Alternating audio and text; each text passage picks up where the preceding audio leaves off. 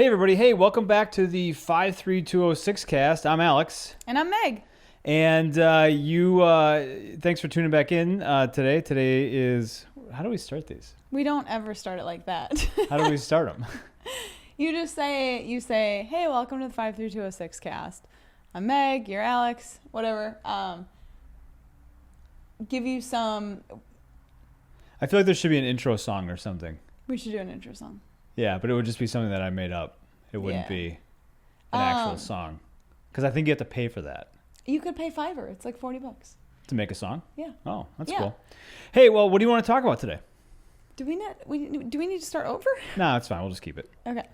I wanted to talk about Hurricane Katrina. Oh, that's right. Okay. So I heard this incredible podcast. It was a podcast on... I'm blanking. Code Switch? Code Switch. Is the name of it? Yeah. But it was actually a podcast like Code Switch put on, but it was actually from the Atlantic. Okay. And it talked all about Hurricane Katrina 15 years later. Sure. And wow. So yeah, it's 15 years I later. was so excited because we went down to New Orleans. Right.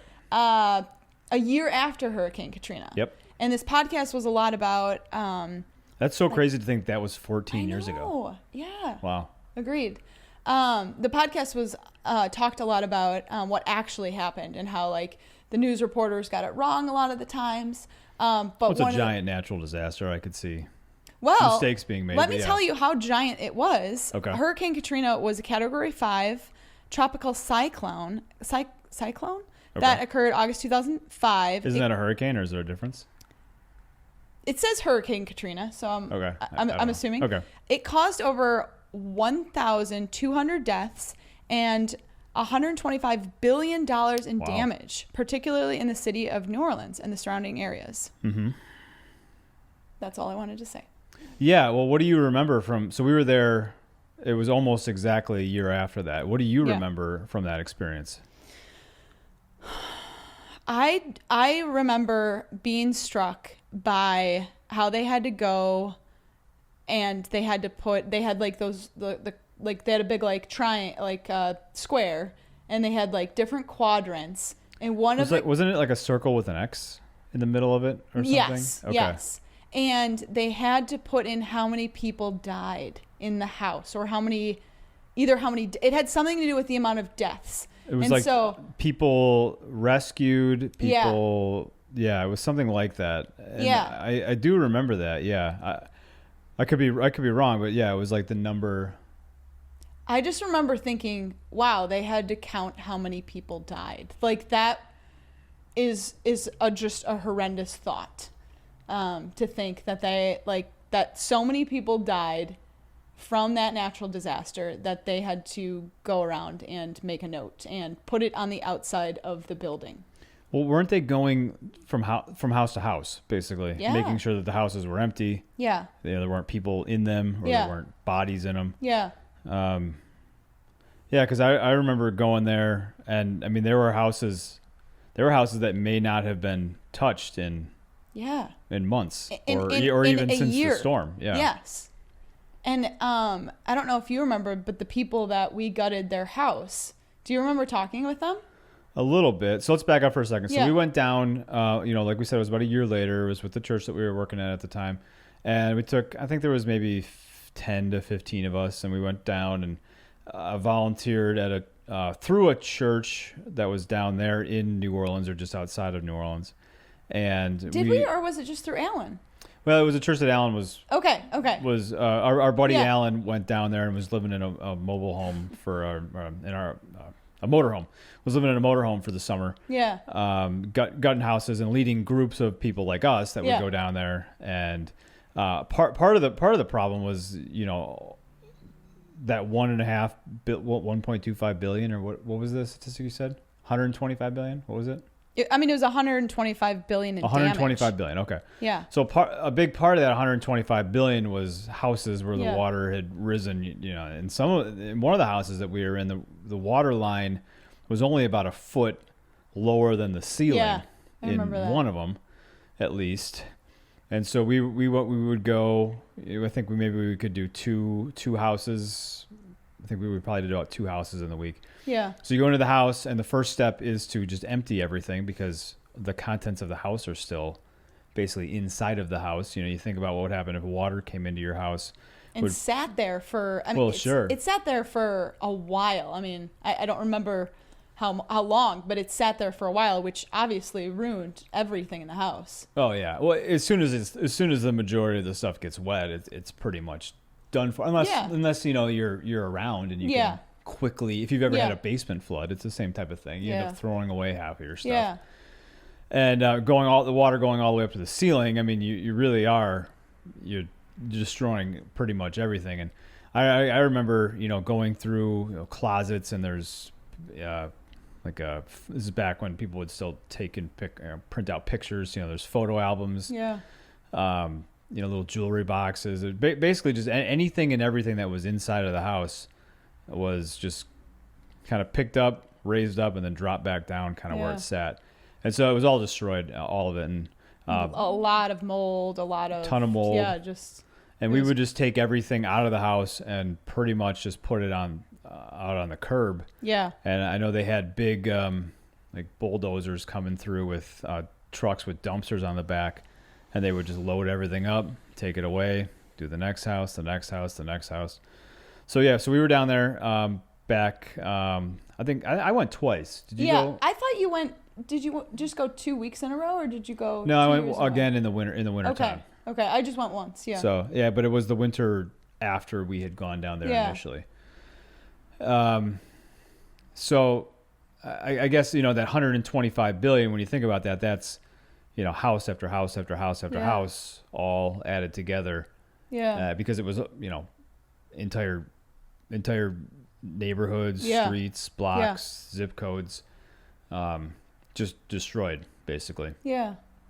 It was a very eye-opening experience. Seeing, I think that was one of the first times I saw that kind of devastation.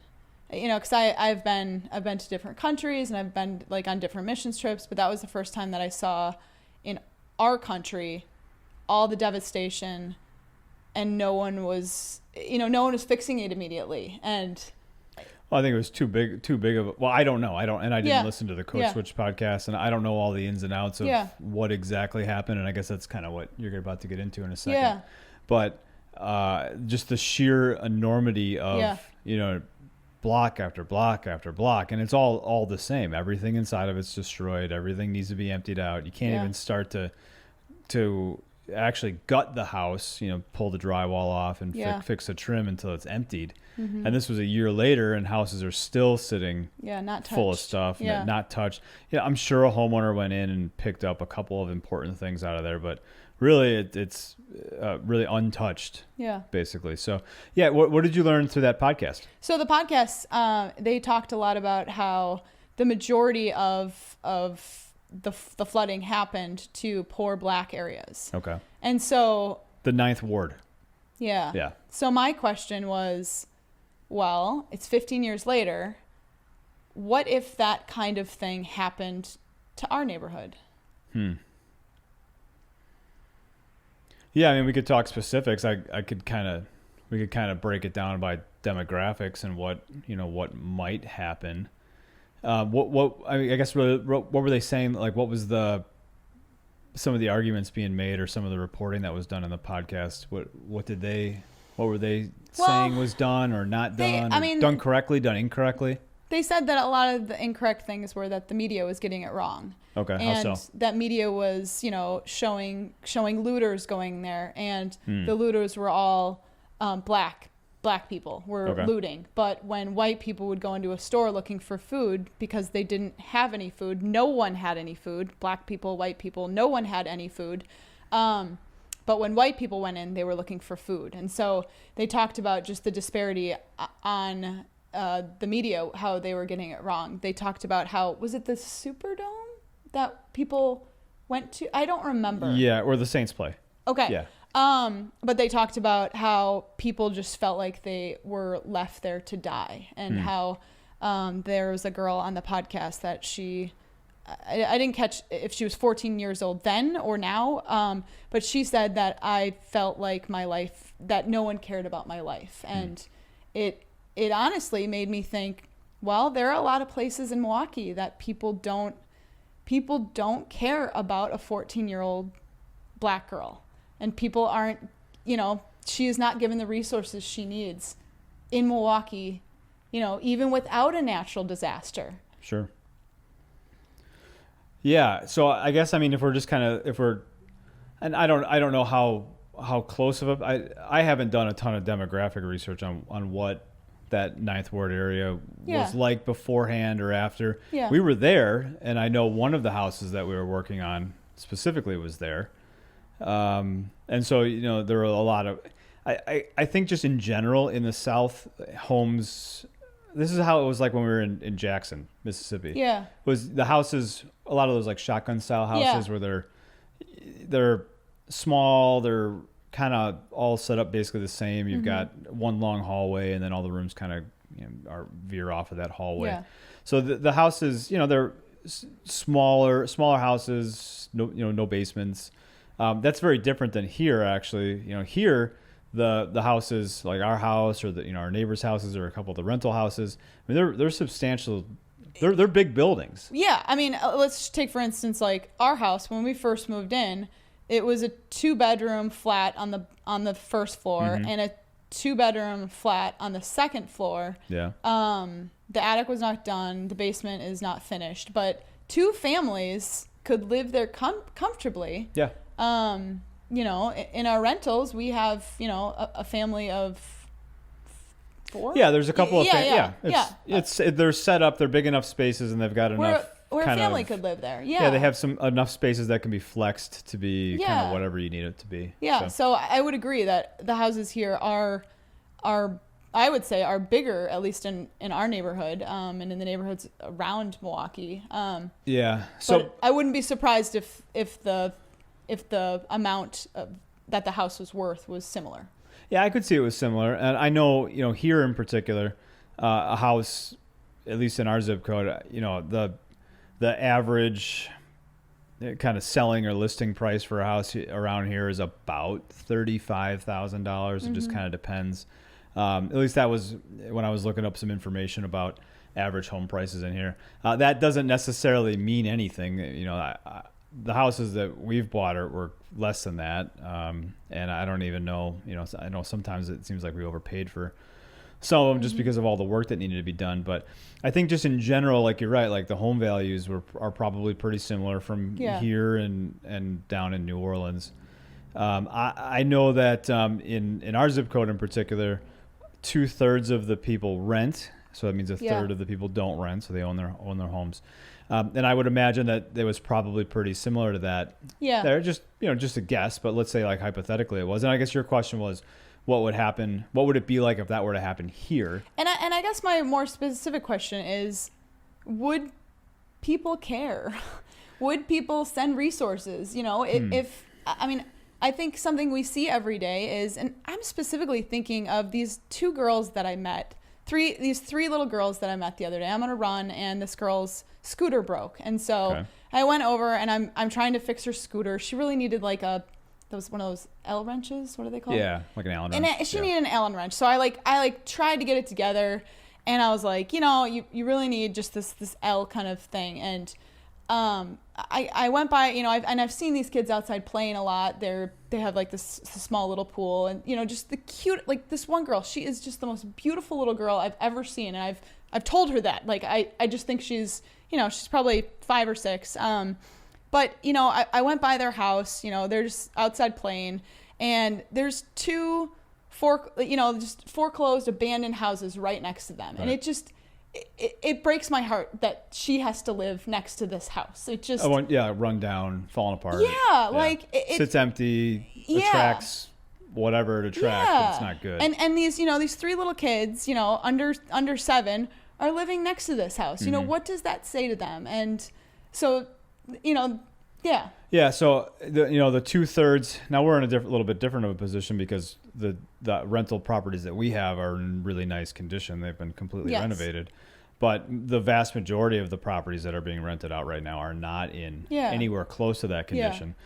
So if they were to be flooded or if there was some big natural disaster, no, there's no way that those properties would be fixed.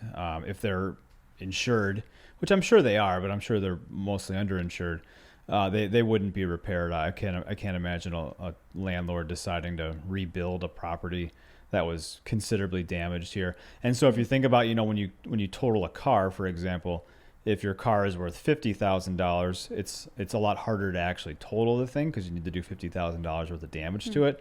But if you have a car that's only worth $2,000, it's pretty easy to total the thing because, well, it's only worth $2,000. Yeah. You put a big dent in it and you are almost totaled. So I don't think that the vast majority of the houses would be repaired. I don't think that they would be anything really would happen to them. They probably would sit and they would probably deteriorate. They might go into foreclosure and the city might take them over. But if that were to happen, then they're just sitting there waiting to be demolished. Yeah. Again, deteriorating beyond any reasonable level of repair. And then they're a blight to the neighborhood, which is with those foreclosed houses you were just talking about. That's what's happening with that. Yeah. They're just kind of left to decay and break down to a point where there's no really any benefit to fixing them. And we've seen that even, with some of the houses on our block. There's a few. There have been probably 4 houses since we've lived here that have been torn down, and there's a couple more that are getting to the point where they're going to be torn down if something doesn't happen to them. I just want to say too, to get to the point of being torn down takes, I would say, at least 4 years. Mm-hmm. Sure. 4 years of just sitting there, attracting, whatever happens inside of a house that's and vacant. Just looking, completely ugly. It's really sad. When a house actually finally gets torn down, we go down and we watch it because it's cool to watch, and it's kind of neat. Especially Dex loves watching houses being torn down, but it's like, come on, finally, it's like we're all celebrating that this house is finally right out of, because it's an eyesore. Look at it. And it's a liability to the neighborhood, not an asset to the neighborhood. Yeah. Okay, so we've got 2/3 of the people that are renting their properties. I did a little bit of research, kind of just looking into this today, because I was kind of curious about some more specifics. We say a lot that the median household income for our zip code is $24,000 a year. I found another statistic that the average household income is $21,000 a year. So that means that considerably more. It's skewed farther down instead of being skewed up, which would be the opposite of what you would think. Like if there was a set of individuals that made considerably more than that, they would raise the average. Part of what I saw today was there's only about between 350 and 400 people in the entire zip code of the 30,000 people that live here that make more than $75,000 a year. That was pretty interesting. Yeah. So I'm only mentioning those statistics because when we're talking about having the capacity or the access in your budget to, have home insurance, first of all, because we probably don't really want to get into the specifics of it, but we know of a family whose house burned down recently, and they owned the house but didn't have enough insurance on it or had lapsed in their insurance and couldn't afford to pay for it, and then the house caught on fire and even burned to the renter's insurance. Sure, yeah. So then you talk about renter's insurance and so really if that were to happen here, all of the vast majority, I couldn't give you would an lose exact all number, of their belongings. I would say 95% would just be out every single thing that they owned. Yeah. And then they would also, not only that, they'd be out of a place to live. Yeah. And then forced to relocate with almost no money and really no possessions. Yeah. And then if you think about, a flood like that, it's if your transportation was sitting outside, there's a pretty good chance that you no longer have transportation either. And so, I don't know. I couldn't tell you specifically what I think would happen other than there would be the vast majority of people would be homeless. They'd be without transportation. They would be out without proper clothing, be out, no food. Basically all of their, most basic needs would be not being met. Yeah. Almost overnight if that were to happen. Well, and in the podcast, they talked about how, because of the media, a lot of the people watching, a lot of the people in America thought, oh, it's these people's fault that they're in this situation, sure. you know, and so they were interviewing people that were, you know, waiting for help and kept, you know, just kept waiting. And, you know, there was days and days that they were in like their upstairs because their downstairs was flooded. And, you know, that I think that's just, I just see so many parallels that, you know, that oh, people in Milwaukee, they're not trying hard enough, they're in poverty because it's their fault. Right. Or well, you know, like you just see, I just get mad thinking that people are you know, blaming people for, you know, for being in the mess. And really it's just the, you know, it's, we talked about a lot, it's, you know, access, like people don't have access to get out of the situations they've been in because they've, you know, you can say it better than I can. Well, yeah, I mean, it's not like if you wake up as a 25-year-old and you immediately decide, oh, I now need to be accessing appropriate education in order to develop a marketable skill. Yeah. One of the things that I was looking at in those statistics too was so if the median household income is like $24,000, the average individual income is like $15,000 a year. Oh. So that just basically means. All that really means is that is you're either on some type of unemployment, or I don't even know if that counts as income. Frankly, I'm not even sure if it does. Yeah. But you're working part-time, or you're working in a job where you're making minimum wage or slightly above. There is absolutely no way that somebody who's making minimum wage right now can, without a major force in the right direction, be able to go back to school, to go back to a place like our local technical college, to take the 2 years that it would take to develop some type of marketable skill. So let's say you wanted to become a welder. Let's say you were working at a McDonald's and then you decided, okay, I'm going to go back to school and become a welder.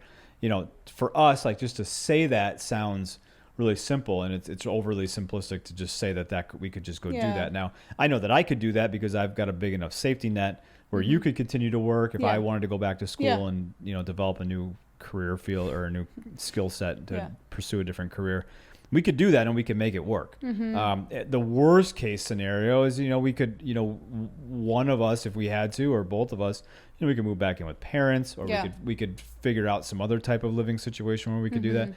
It wouldn't be a challenge for us. The ease of access in doing that is simple. We have a high ease of access to a higher education. Now, somebody who's like trying to support a family, somebody who, even if they're not trying to support a family, is still only making, you know, $10 or $12 an hour. There's no wiggle room. There's no space. There isn't the ability to go do that. So you're right. Yeah. If you're in that position right now, and if you haven't, you know, when you were in high school, if you didn't know that really this was your high school education is going to be the first step in providing you an ease of access into a marketable skill, there's no way that you would just be able to wake up and know, you know, first off, even know what to do, but then like have all of those pieces fall into place so easily that you could do that, you know, on a pretty regular or predictable basis. So that it just can't happen. It can't happen. So that's when you ask the question, you know, what would happen to the people that were living here? There would be no more neighborhood. It would be gone. Yeah. All of those renters, the rental properties would be destroyed. They would not be repaired. It wouldn't make even any kind of financial sense to do that.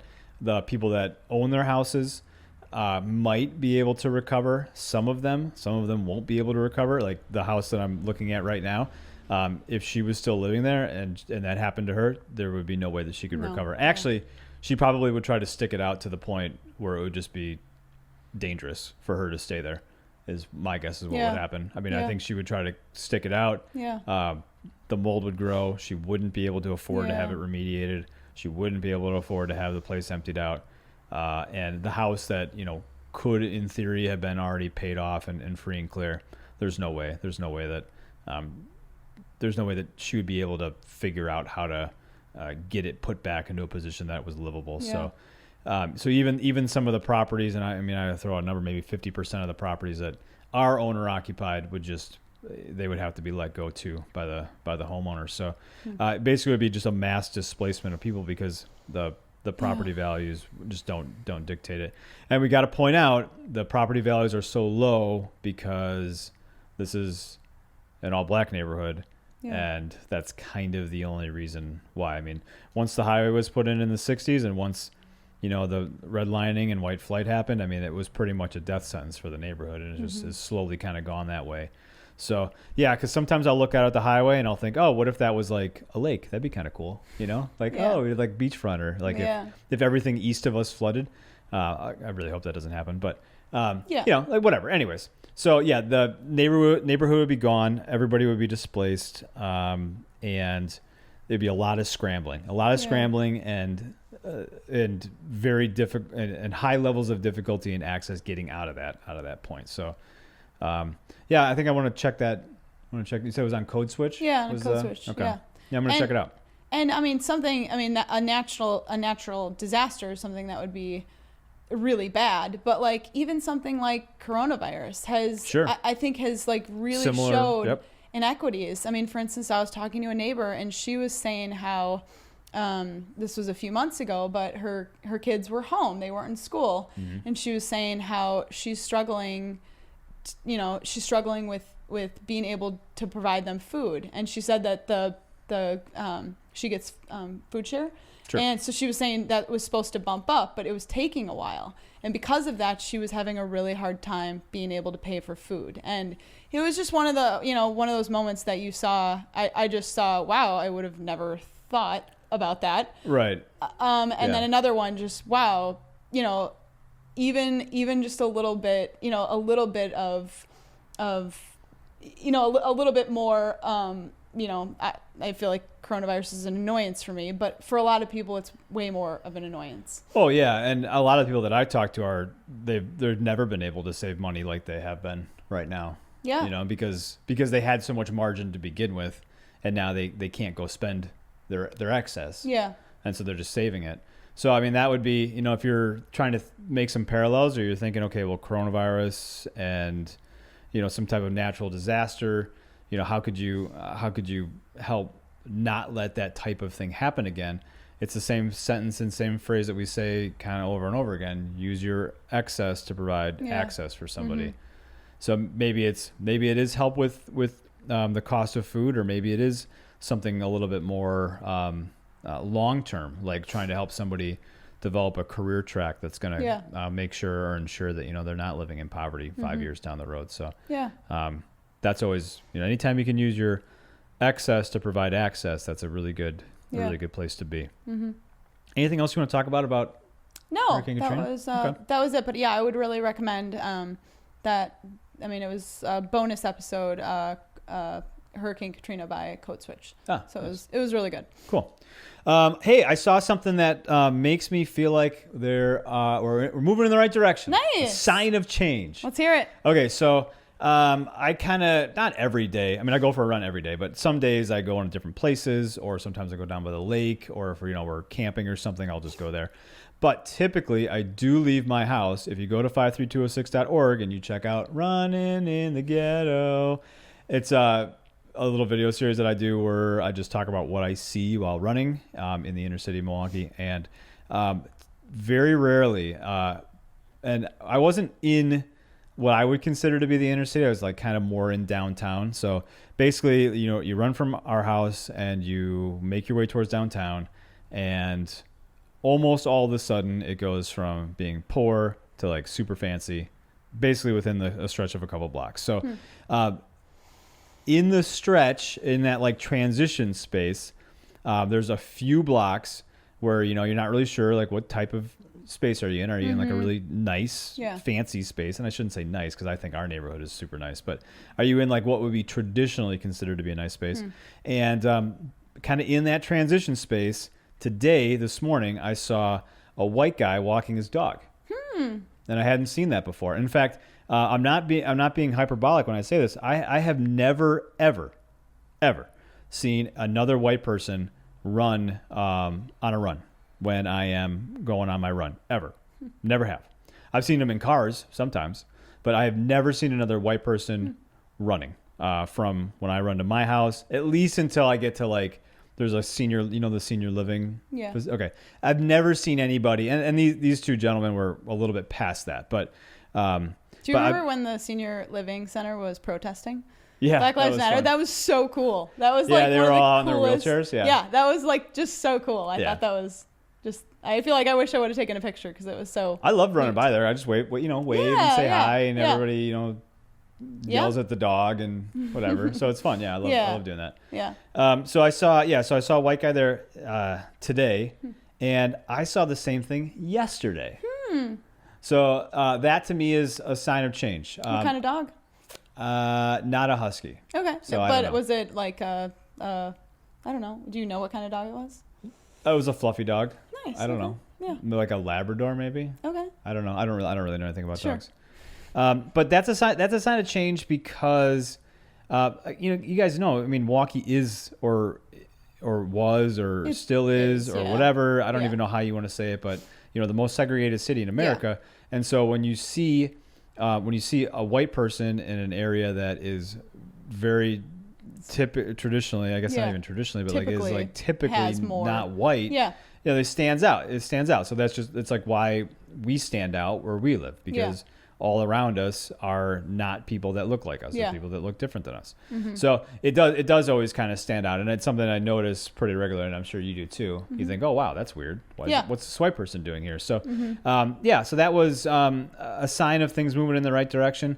I think we're both pretty passionate about diversity, racial diversity and socioeconomic class diversity. Mm-hmm. So anytime that we see diversity in a place that's not overly diverse, it stands out to us. And it's something that we take notice of. So that I had before yesterday. I don't know that I had really seen any white people, and to see two different ones 2 days in a row is something. Yeah, something I don't know. Something I just to take noticed note. So You got anything that you've seen that's sign of change or something? So I wanted to actually talk about a learning lesson. That, a learning lesson. Okay. That I need to learn this. So I was so my knee's been bugging me. So I've been doing physical therapy, and I'm sitting talking with my physical therapist, and she's pregnant, and she's pregnant with a girl. So I was talking to her about how great how I thought it was so great when I had a little girl first, Okay. And so we had obviously a little girl first and then a little boy. And so I was telling a funny story about how one point, I would tell my daughter that she could do anything. And then at one point. Yeah, because you're building her up. Yeah. Yeah. And she can't do anything. But yeah. Yes. You want to make sure that she feels overly confident. Yeah. And then so at one point, my son, Dex, he was like, well, can I do anything? Can I be anybody? Okay. And because you were always telling our daughter and never telling him. Yes, and I kind of felt like, oh, shoot, But then I said to as I was telling the story, I said, well, he's a white man, so he'll be able to do anything. And we both laughed. And I thought, that's actually really not a funny joke. That's actually, that's really sad that that's the state of our society. Yeah, and I'd agree with that. Because he's a white man, because he's boy, but because he will turn into a white man, he will be able to do anything. And he's going to have a lot more advantages. Yeah, and I thought that that's really not something to joke about. And so that was my learning lesson to not. That's not a jokeable thing anymore. And so I will not be telling that joke again. And it's not funny. It's something that we shouldn't joke about because it's more of a. I feel like it's just a bad thing to bring. Yeah, I get what you're saying. Yeah. Yeah, it's. Yeah, not the type. I guess it's I get what you're saying. I don't know, how to say. I feel like I'm not saying that right. It's a travesty that that's true. Or is that the right phrasing or? Yeah, I'm definitely not the most politically correct person, so I have a hard time kind of even articulating that. But yeah, you're right though. I mean, it's not fair. Yeah, it's not fair. Yeah. That's exactly true. It's not fair that my son will be able to do anything because he's a white man. Yeah. Or he will be a white man. That shouldn't be the case. Yeah, no, shouldn't. Yeah. So that's my learning lesson that I need to. That's good. I just need to be more aware that that's not a funny thing. That's not a jokeable thing. That's something to take a little bit more serious. Yeah. Well, I think that's a sign of change. That there's that's a new thought. Yeah. Yeah. I like that.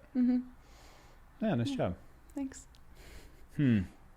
Well, anything else going on? Anything new and exciting happening?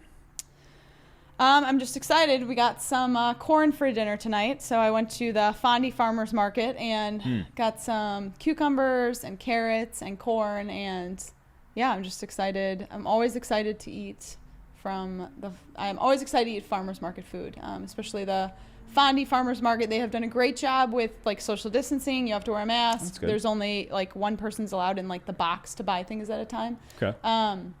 So I've been very impressed with how they've kind of taken on coronavirus, as well as their produce is wonderful. Oh yeah, that's great. Yeah. Yeah, and if you're looking to ever to try to try to give yourself a more diverse life experience. Yeah.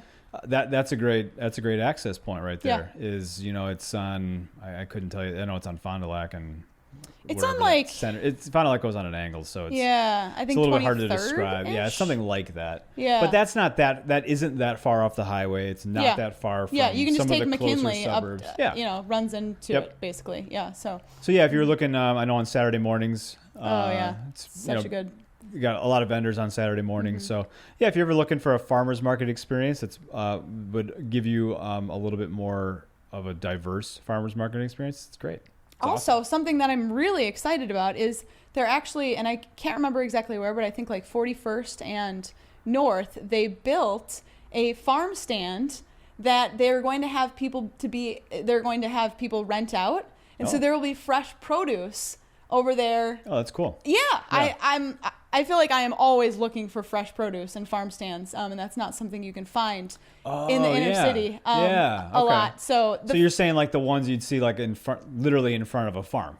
Yeah. Oh, cool. Yeah, that's awesome. So they built it really, really quick. I think it was Groundworks, but I'm not totally sure. But I was very excited to see that. I think that is a huge sign of change, and just like that's just awesome that they that the city of Milwaukee wants to provide more fresh produce for people. And yeah, I'm excited to check it out. So I will definitely report back awesome on when that comes to. Cool. Yeah. All right. Well, we got to go do a couple of things. Got to get the grill started. Yeah, got to get the corn started. Yeah. All right. Well, hey, thanks for hanging out with us for a little while, and hope you guys have a good rest of the day. And we'll talk to you later. Bye. Bye.